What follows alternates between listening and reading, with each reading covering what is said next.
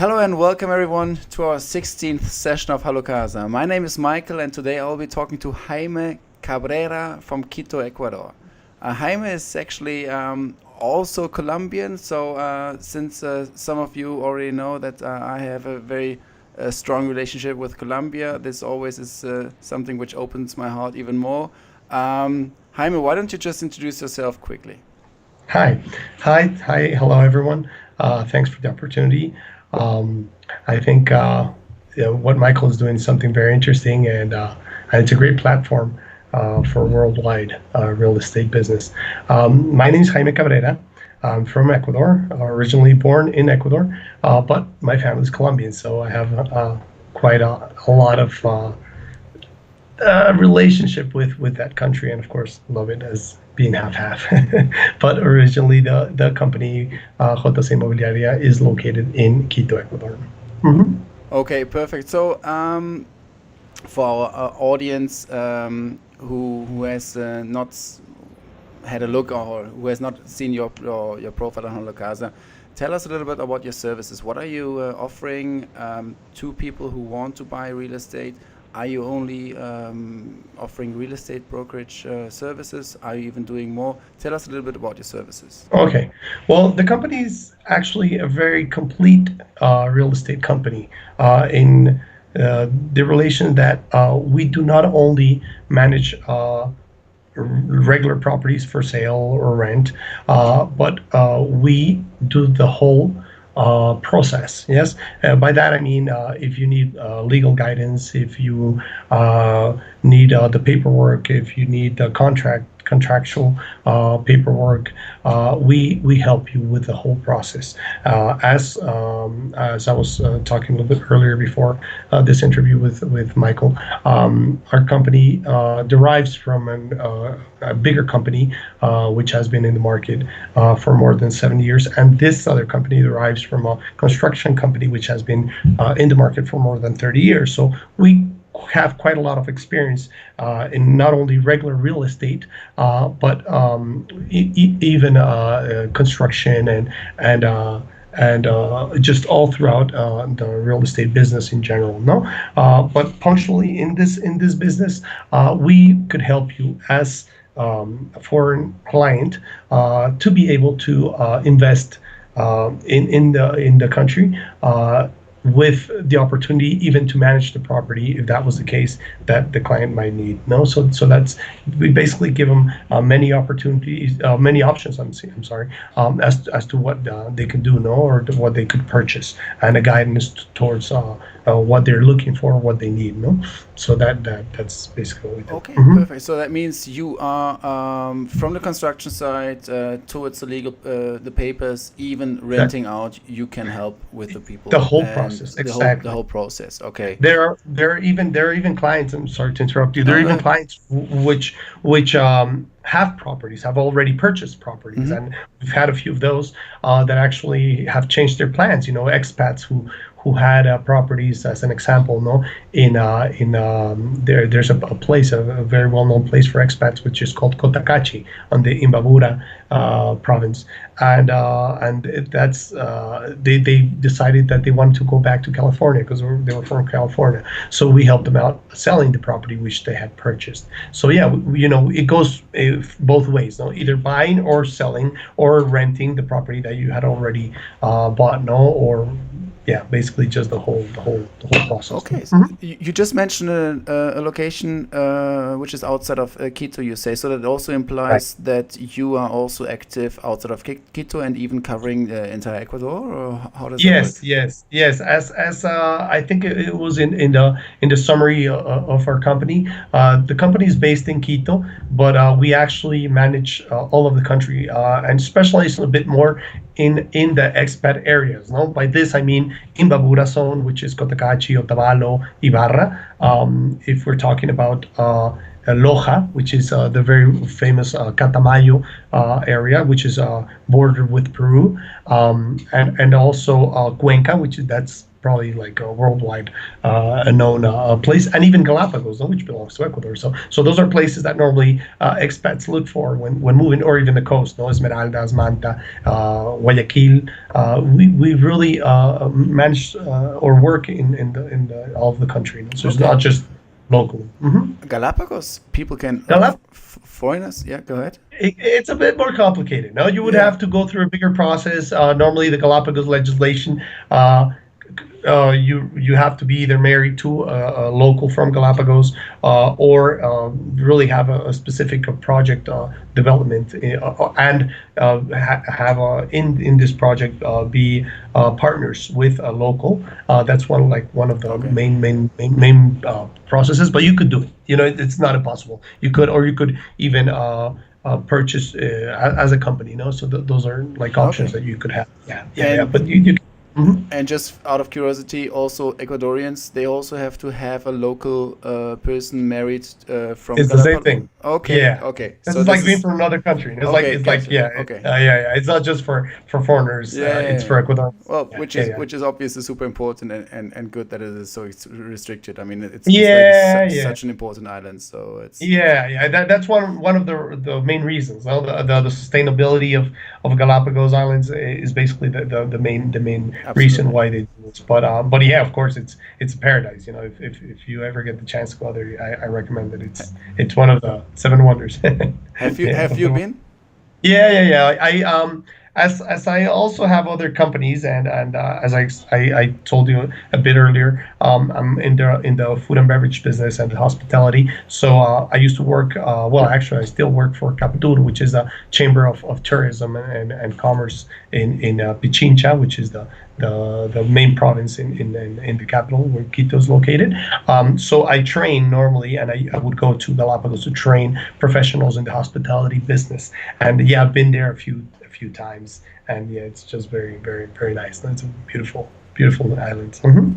We right now we just jumped into like five different topics Uh, and touched upon so many points, which is amazing and I love it. I would like to give a little bit of structure to the interview, mhm. just to help our audience Of course, through the that's just digestion through the that's just a digestion. quote. Yeah, yeah, that's just a quote. No, no, I don't want you guys to get confused. Yeah. that no, that's perfect. That's perfect. Mhm, Starting with maybe with Quito. mhm. You are based in Quito. Your Yes, business is mainly running from from Quito. I Quito. assume Quito is also the yeah, the economic power of Ecuador. Tell us a little bit to me and also all the people who have never been to Quito. How's Quito like? What are pros and cons of maybe also investing some good Right, neighborhoods, some upcoming neighborhoods? right, right. Give us your Yeah. take. So yeah, as you've mentioned it before, I'm located in Quito. Quito is the main business we do. Quito is the capital of Ecuador, which houses, if I'm not mistaken, I think around 4 or 5 million people at the moment. So it's such a big city, but it's a cosmopolitan city which offers all types of financial services, and everything is located here. No? We're in the middle of the Andes, so we're not in the coast. We're in the mountains. Quito is they compare it to a pot, no, because it's between mountains, no, so it's right in the bottom, no. Quito is a town which is divided in as all of the towns: north, center, north, and south, and the main financial backbone of the city is in the center north, and well, what's happened to Quito, as in many of the capitals in Latin America, is it's grown towards the outside, towards the outskirts of the city, because everything was located right in the center of Quito, from the old town, which is actually the old town. Right now, it's preserved, and they've done a great job preserving it, and it has a lot of restrictions towards, you can't construct, you have to maintain. All the houses are dating back to the colonial era. I'm sorry. So that area is very well protected, and you really can't do much. And of course, from there, they moved center north, and that's where basically all the financial district is at. And from there on, what has happened is that all the small houses that were there, uh, the past 80, 90 years, have basically been demolished to build big buildings. No, the airport was in the middle of the city. Now the airport is on the outside of the city. That had changed all the construction laws, and of course now you see big scrapers, I'm sorry, which you wouldn't see a few years ago. So that basically Quito's growing towards the sky. No, it's Okay. going up. No? And in the center north. But then the side, what's happening is that people which used to live in the center north are really expanding towards the valleys. No, so you have two valleys, which is Cumbaya and then Valle de los Chillos, and basically people have is beginning to construct towards the outskirts of Quito. No? So that's basically what's going on in general terms. The last presidency that did a lot with roads, so you have very big highways to a little bit, help with all these big traffic problems that we have in Quito, because Quito only has two main arteries as roads that run through north to south, and so that was a big problem. No, so lately they built all these new highways, and you have this highway rings, if we could translate them literally, and basically that has helped a lot to for you to get to other places, no, aside from just Quito in general. So that has helped also for the city to grow and to the outskirts, no, and that has happened. Okay, interesting. The financial district, the new projects you mentioned, are those mainly run by domestic companies, or are those multinational companies who are investing there? Yeah, normally, well, as you might have heard, you being outside, also have been here in Colombia. You were a bit close to what was happening the past 10 years. We had a very socialist government, and that really didn't help towards foreign investment. That has changed a lot, though, this past 2 3 years that the government had changed hands, and it opened up new investment opportunities that were basically blocked because this government was going towards the socialist side, and we're really doing the opposite of bringing in investment. No, so now you have mainly they're local companies, but you are starting to see foreign companies beginning to develop. Yeah. Yeah, especially what has happened is that all these projects were been standby because we were really in a very delicate political era, and then we broke off from that. So basically, what has happened is it just everything that was in standby reactivated, and now it's being developed. No? Okay, so that means also my assumption is also that this new middle class is emerging, and that's why Yes, you also have this increase of the movement towards the outskirts and most definitely, the new neighborhoods, most including definitely. accompanied most probably by the infrastructure which is necessary in order to Yes, yes. facilitate the. Right now, actually, this past 2 months, I think, if I'm not mistaken, they have named Quito the biggest city in talking about populational growth, Mhm. because yeah, what has happened is not only has the middle class grown, but all the people that actually lived in the outside have moved to the main city because of all the job opportunities and so forth. And yeah, of course, middle class emerged. One positive thing from this a 10-year period of the past government was that middle class did emerge. Before, in general in Latin America, but especially in Ecuador, you would have high class and low class and no Mhm. middle class. Middle class was very restricted, especially in what was referred to as this growth based in credit. No, Mhm. it was either you had the money to purchase something or not, but that has changed. So that really has helped for this growth to for us to see it in the real estate I business. was No? I was about to ask that, like, how are people, first of all, how are people living? Like middle class Mhm. people, are they renting or are they maybe even, financing? And then the question is, how accessible is a loan for the normal middle class worker? Yeah.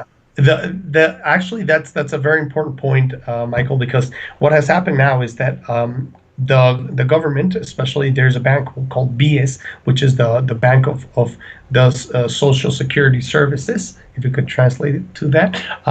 You normally get a certain amount of money deducted from from your paycheck monthly, and you basically make a loan on that money that you use it not only for social health, but you use it for your retirement and so forth.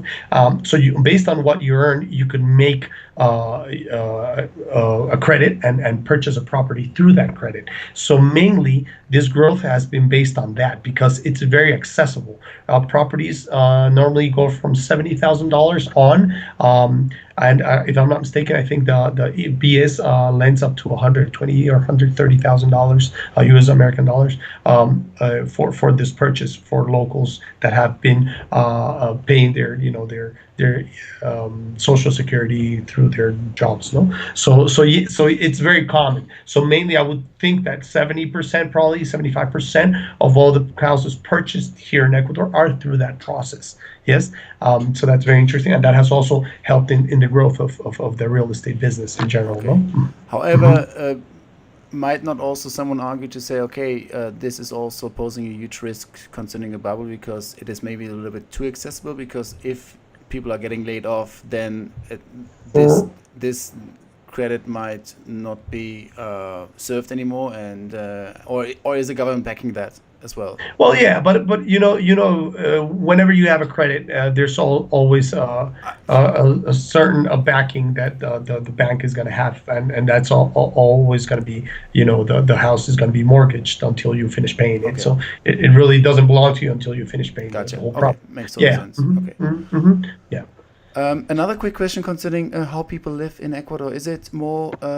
I assume that you also have the much or still a very strong family structure in Ecuador. Like you don't Yeah. have this single movement, which you have in Europe, in North America, where most of the people are converting even their houses or their apartments to smaller unit apartments in order to maybe even make more money out of it because they can rent it to 5 people instead of one family. No. It really, with this middle class emerging, what actually has happened is it's become very Americanized, or if we could call it,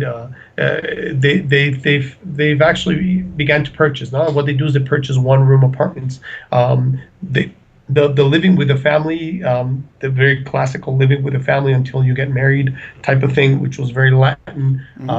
Latin American of all of Latin America in general, has changed a lot, especially here in Ecuador, because with this accessibility to credits and people being able there's also something even bigger than that, no, which was many of the people we had a very in the 90s we had a very tough era, which this was called this was known as the feriado bancario, which was like a bank holiday, if we could translate it literally. And what happened was that all the main banks froze the money through government, and many people went bankrupt. And this was when the sucre, which was the local currency, transitioned into the American dollar. And when that happened, many people migrated. Many people migrated from Ecuador to Europe, to the U.S. And all these people, after this passed, and they were able to make a little bit of money invested back in the country, and these people came back after a few years. No? So all these people have really changed in many ways the culture, no? And so now you see a lot of this middle class that has emerged, this middle class that went out of the country, that studied out of the country, that did their masters, their PhDs, and so forth, and are now back here and purchase their properties. So we see a more, I would say Americanized, or even Europe type of culture, Yeah. where you find buildings that are actually being built, actually behind the office right now, where we have our office, used to be a beautiful house, 750 square meters, and now they're building this 12-story building, which is just going to be filled with one-bedroom apartments, because Well, now in this area, which is Center North, where we're located, it's just become all, like all these beautiful big houses, big hacienda type of houses are not, have now become all just big buildings, 12, 13, 14 story buildings with one room, one bedroom apartments, because that's like the new business, no? Yeah. And from there we go to the people that invest in that, and the people that rent that out, no, to students, to this new professionals that are single, and that would much rather have a pet than get married, even, Yeah. no. So yeah, it's changed. It's Yeah. become Oh, okay. a bit more dynamic than what it used to, Yeah. and traditional. You don't see. We're very occidentalized, if that's the word, towards our culture. We copy a lot from the north. We copy a lot from Europe, and I see Ecuador as having a lot of that. Uh, that way in copying all this cultural background. And now, yeah, they many, you see new couples that don't want to have kids, and they much rather have a pet, and some don't even get Okay. married, as I No, mentioned before. exactly. That's why I was asking. Yeah. I have no idea about the influence and also the movement in Ecuador. So that's why Yeah. I think it's super interesting to see like Hmm. what's the lifestyle per family per unit in Hmm. each country. Obviously, Quito is different, most probably a little bit like more westernized than the other parts of Ecuador. Tell us a little about first of all about Ecuador in general. Also, maybe again for me who has never been to Ecuador, Okay. you have the cordilleras, you have a huge Pacific coast, Right. and you have even there various big cities, Like Guayaquil. and then also Mhm. the countryside itself. Tell us a little bit, give us a little bit a short intro about Ecuador itself. Right. Well, Ecuador in general, as you mentioned, it's always been westernized. No, actually, the second language which you will find people speaking would be English, more than other countries. As you mentioned, you live in Colombia, and I'm half Colombian, and you go to Colombia, and you don't see that. But here, yeah, you do see people speak more because of the influence they've had with the states in general. Um, out of the big cities like Guayaquil in the coast, like Manta, which is also in the coast, no, and in the Pacific coast. You find smaller cities like Ibarra, which you still get that small town feel, no, Cotacachi, and of course you're gonna find the locals. Here you have quite a lot of native Ecuadorians, which speak such diverse languages as Juarez in the Amazon, as in Cotacachi, the Otavalos, or which they speak Quechua, which is the local language, no? And you have quite a few, if I'm not mistaken, I think it's 6 or 7 different dialects that are spoken locally in Ecuador, aside from Spanish, no? But in general, of course, Spanish is the main language in Ecuador. And of course, out of the big buzz and the big craziness of Quito or Guayaquil, you find small town cities which are cheaper to live. Probably half of what you spend here to live in Quito, you live it with half in Ibarra, in Cotacachi, in Cuenca. No, and life is much cheaper, and of course it's a more calm way of life. No, in Ecuador in general has always been known for being a very calm, friendly type of country where welcomes everyone. We're very open to foreigners. We've always been open, and as us being foreigners in other countries, we're very, I would say, condescendent with that history. So we tend to be very open arms with foreigners in general. No, so that's also a very interesting part of, That's of great. our That's of our great. history. Oh, Hmm. that's super interesting and also super important to hear that Hmm. you have like not only the city which is like maybe outward looking and has a very international influence, but also most probably also because you have the coast. The entire Hmm. country is very very open minded and also Yes, I think has to be very adaptable because you have so many different pueblos, like so many different exactly, tribes and exactly. people living there. So that's always very important to be always super super outward looking and also Yeah, and diverse, no? And exactly. diverse mainly, yeah.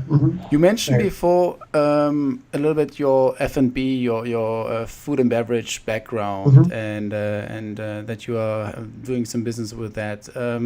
You also mentioned that you have some touch points with real estate and with hmm hotels and Right, restaurants. Give us a little bit a deep dive concerning this, well, this right. intersection. Right. Yeah. So you guys get a better feeling and don't get too confused. I actually, my main knowledge or what I studied was food and beverage, and then I've had a food and beverage consulting company for many years, more than 14 years in the market, and actually the real estate business was something that happened as a result of that, because many of my clients, when I was doing my consulting, required not only the assessment of the business in general, or the development of the business, as maybe building a restaurant, or getting a concept altogether, but many of the times they wanted the place, no, the location, which is actually, as you may know, in this business, the location is the main point in the business. So we grew from going to the consulting side. We went back to the core, or to the beginning, which was first finding the place where you would put up this, or set up this business, no, and that's where it all came together, no. Uh, I realized that many of my clients needed to buy a property, to rent a property, and from there they would develop this business. So of course that's when it became clear to me that I needed to help them through the real estate company. So yes, one of the branches which we manage inside HC Immobiliaria is we do manage businesses, which this varies from other real estate companies, because we could easily guide you with a purchase of maybe a hotel, maybe a restaurant, maybe a nightclub, and so forth. And we could guide you with this proper assessment as to even keys in hand, give you a working project, or an operating project. So that's something that normally other real estate companies don't do, because of course it's something that has nothing to do with the real estate business, and you really have to have a knowledge of that area, which in this case I do know, as I am a sommelier, chef, and food and beverage manager, and I've studied this for many years. So Wow. that's also Okay.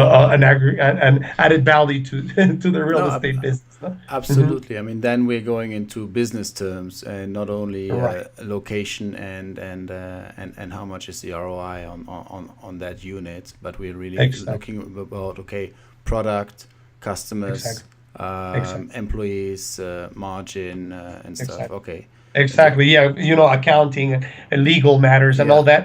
And as I have been doing that for many years, that is something that for me, I have a whole team of people that do it, from the interior designer who designs the specific project, to the legal side, that they constitute the company, to the accountant that manage the whole tax, taxes, and contracts, and contracting people, and the whole project in general. So yeah, it's a very complete process. And you would then really say, okay, here's a hotel. This the owner wants to sell it.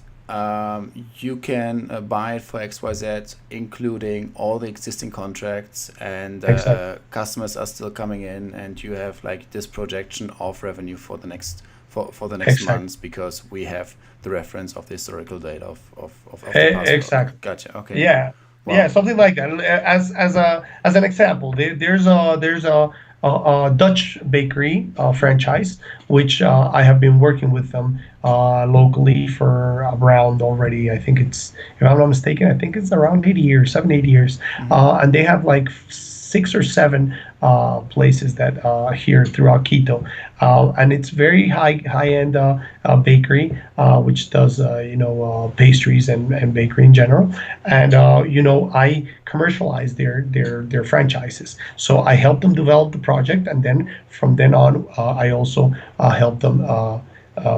Commercialize the franchises and then the interested clients, and I could develop the whole concept Yeah. of the whole hands keys in hand, no, type of Yeah. project. Yeah, Absolutely. so Absolutely. that's an example, no. Or I just last year I sold my restaurant. I had a restaurant, and I sold it to another client who actually was my partner, and I gave it to him keys in hand, and that business I had purchased it from another friend who actually contracted me for the consulting, no, and ended up being my the person who sold me the restaurant. So Yeah. so yeah, it's very diverse, no. Mhm.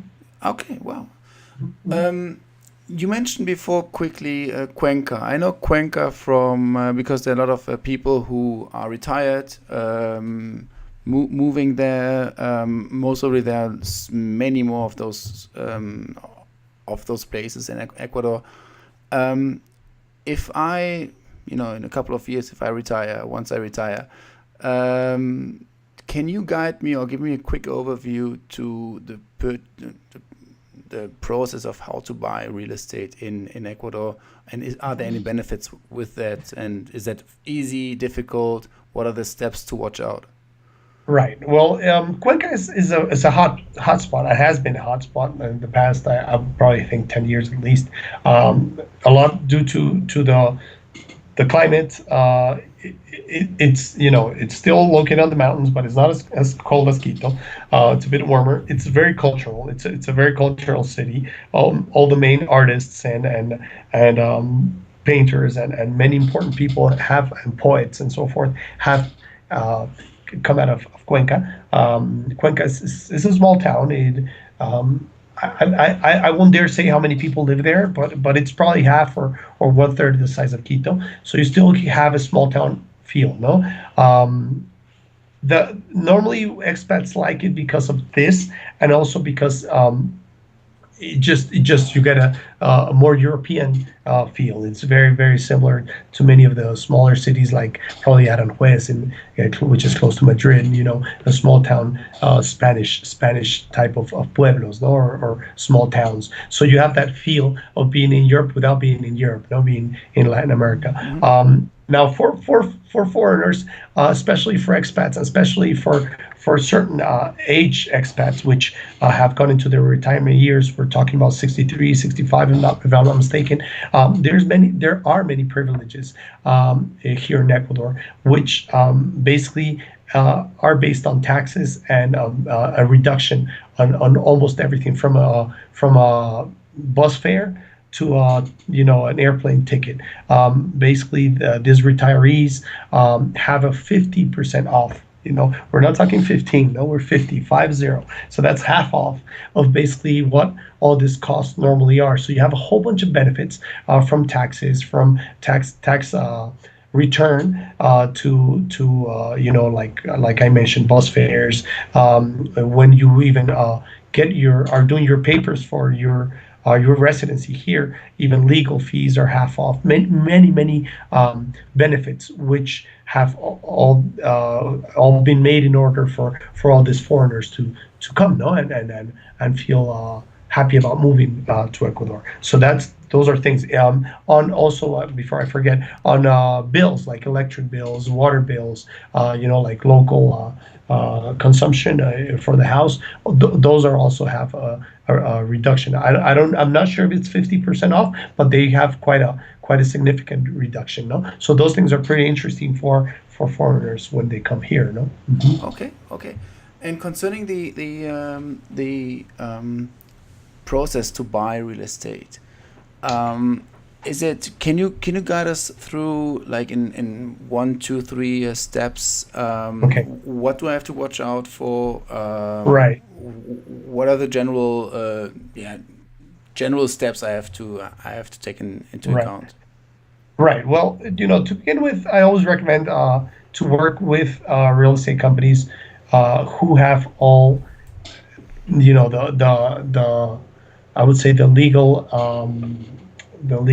assessment that Background, yeah. background, yeah, that you're looking for when you're buying abroad. No, that would be the first step.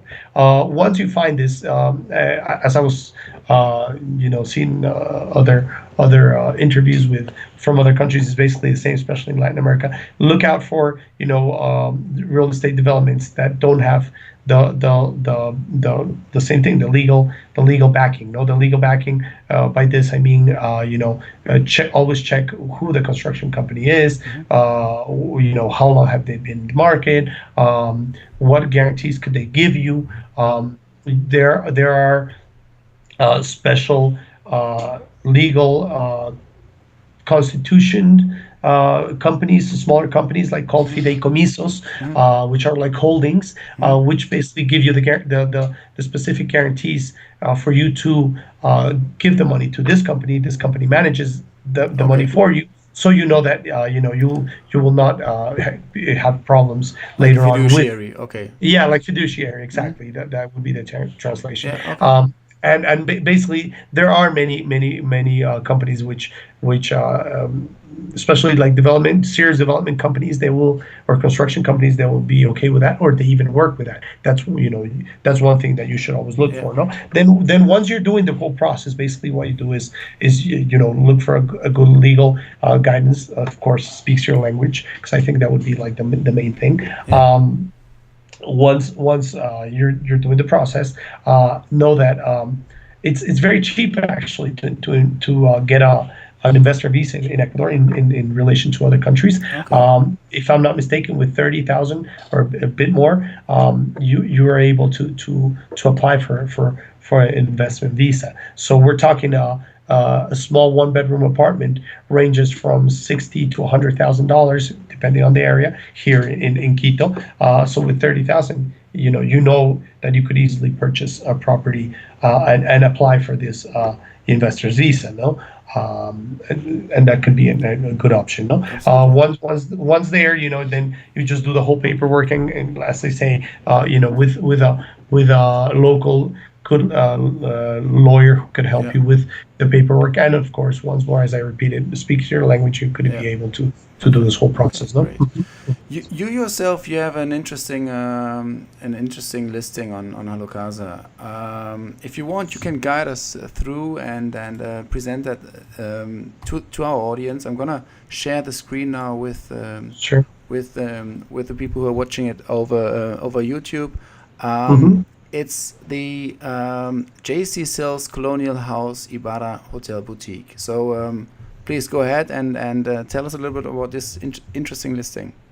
Yes, well, we chose this property a bit in relation to all my background and just the significant historical value that this property has. No, this is actually quite a big property. We're talking about 2,000 square meters of construction, no, around that, and 1,000 square meters of a turnabout. It's actually a turnabout which from where the whole city grew. Actually, this was basically all countryside type of hacienda, and then the whole city grew from there. So this has been maintained. This property has more than 90 years.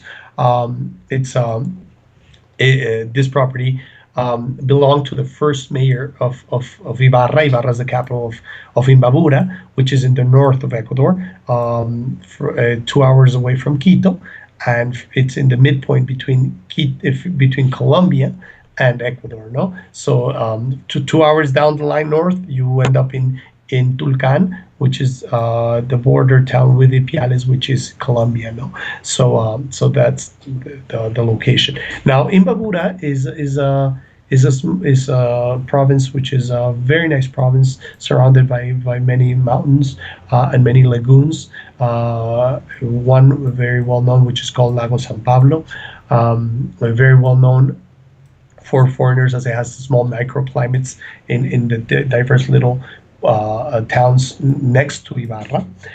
So you have Cotacachi, which is very famous for leather goods. Then you have, and where a lot of expats live, no, actually.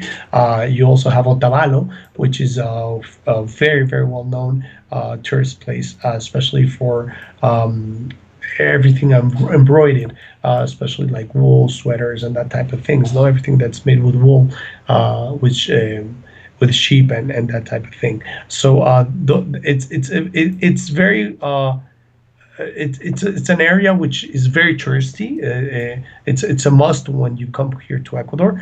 And Ibarra is the main city. No, so referring to this specific property, this property it's because of its size, because of its historical value, you cannot demolish the house. And the interesting part of it is that it could be used for a purpose as a hotel, as we were mentioning earlier, could be used even as a museum or even as a shopping center, maybe, if you maintain the whole infrastructure, as you cannot demolish it, as I mentioned earlier. No, so the interesting part of the property is it gives you, or even if you would like to live as they used to live in Europe, because this is a representation of one of parts of the Palace of Versailles, in France. Mm-hmm. This was a copy of that. So it's a pretty interesting building, and many people see the historical and the sentimental value of this property, and even we've had clients who have made offerings on this property to remodel and for them to live there. No, just a couple of foreigners who want the property and want to live with a lot of space, and they have looked into this property. No, so this is a very interesting property, which you could as a foreign investor maybe think of in order to invest in maybe a business or just living here in this area, which is a very nice area in Ecuador. No. Mhm. Perfect. Thank you so much. You're welcome.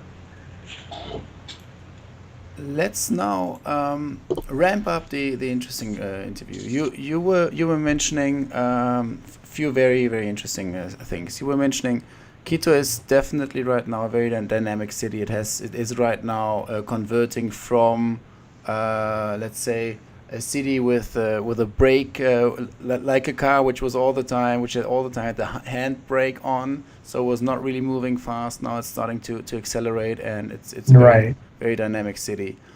You're mentioning Ecuador in general is super friendly to foreigners.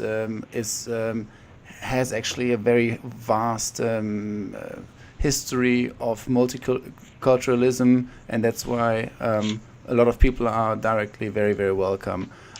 You mentioned your expertise concerning real estate, but not only real estate itself, but also even helping people with the business afterwards. So Hmm. if someone is interested in a hotel industry or in a restaurant industry, you can even help them get some very nice return on that, and directly acquire a very nice project on that.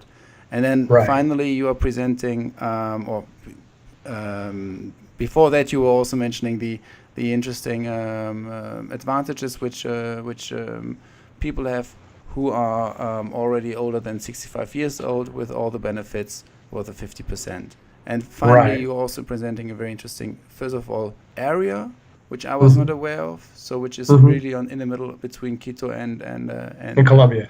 and Pasto and Colombia, Hmm. which is very touristic, and then also a very interesting town. Town.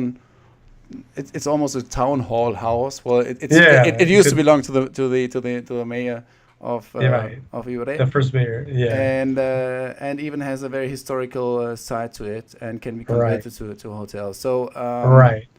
you gave us a very interesting overview from a very specific angle, and I don't know. I really appreciate the talk, Well, thank and you. yeah, I hope we talk soon. And Jaime, tell us, for all the people who are listening to us, how can people contact you? That's the most important thing. And give us your maybe. I will also put the phone number in Right. the email address, maybe your website, and yeah. Hmm. Right. Yes, as Michael mentioned it, we could go on for for many hours with this interview, as there are many beautiful things about Ecuador. Ecuador being such a small country and such mega diverse. We have the Amazon, we have the coast, and basically from Quito, almost to all the parts of the country, that's very hard to do in other countries because they're way bigger. Uh, Basically, in 8 hours, you're in Guayaquil. You're in 4 hours. You're in the coast, in the Pacific coast in Esmeraldas. In 4 hours, you're in Colombia. No, so you could travel from Amazon probably in half a day. You could travel from the Amazon to the Andes Mountains, and then from these mountains to the coast. No, and that's very And few countries which you could do that. and you experience animals and the Oh yeah. nature where other people have to travel to 5 different continents for. So Absolutely, yeah. absolutely. With the flora and fauna is the same thing. Going back to Galapagos, you being an investor and living here and being able to once being a resident, being able to go to Galapagos for a very reduced price. When as you come as a foreigner, you probably would spend easily $4,000 to $5,000, and then being local and spending less than $400 for a trip to Galapagos. That's quite a Privilege, an yeah. offering, no? Yeah, and a privilege, exactly. So there are many things that really make Ecuador in general still a small paradise, and what foreigners should look into. No, I think you summarized almost everything we do, and well, I would be glad for any of you investors out there who are wanting to either purchase a property to live or to invest, as we do also manage the property itself, if you would like it for investment, through platforms as Airbnb and HomeAway and so forth. We could gladly help you with that also. No, so you could find us in our webpage, which is jcinmobiliariaec.inmo.co. See, or you could find us through HalloCasa, which we have a few properties there, but mainly our webpage or our cell phone, no, which is plus 5939 8 3263 124. And we would gladly help you, Perfect. and just try to guide you with whatever you might need, even if it's legal advice and so forth in relation to real estate Awesome. purchase. I'll put all the information to contact you below in the link and in the description, and then the people can directly reach out to you. Perfect, Perfect. perfect. It's been a pleasure, Michael, and thank you very much. And well, hopefully we can talk some more sometime soon. Yeah? Absolutely, yes. Thank you so much, Jaime. Thank you so much for the deep dive, and we talk soon. Thank Okay. you. All right. Okay. Thank you, Mike. Bye bye. Bye. Bye.